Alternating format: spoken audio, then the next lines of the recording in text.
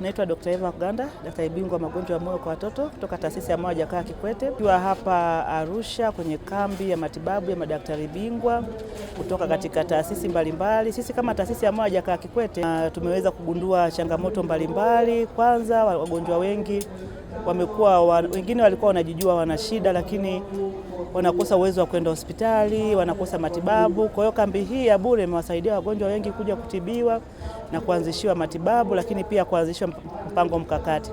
Kwa upande wa watoto tumeshaona watoto 45 na katika hao watoto 27 walikuwa na magonjwa ya moyo, wengi wakiwa wamegundulika kutoka katika hospitali mbalimbali huko Arusha.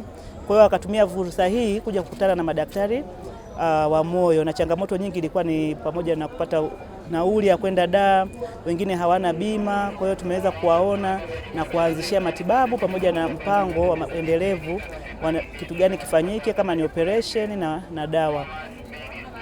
Na tutakuwa hapa kwa siku zote 7. Kwa hiyo tunawakaribisha wananchi wote wa Arusha. Kambi hizi zinatolewa bure. Kama tunavyojua, magonjwa ya moyo yanaua zaidi ya watu milioni 17.9 kila mwaka, na magonjwa haya yanaweza yakawa kimya, mtu asijue kama ana matatizo. Wagonjwa wengi tu wamekuja wakiwa wazima, wanajikuta wana pressure ziko juu sana, lakini walikuwa hawajui. Kwa hiyo pressure ikiwa juu sana unaweza ukadondoka, ukapata stroke au kiharusi. Kwa hiyo ni vizuri kuja kupima na kujua afya yako. Lakini pia na watoto ambao walikuja tu kwa ajili ya kupima, kuta wana magonjwa ya moyo lakini walikuwa hawajajulikana. Tunatoa huduma za kupima shinikizo la juu la damu, urefu, uzito, ushauri wa lishe, lakini pamoja na kupima vipimo zaidi vya kuangalia muundo wa moyo, echocardiography, pamoja na kuangalia umeme wa moyo, ECG. Kwa hiyo wananchi wote wa Arusha mnakaribishwa sana.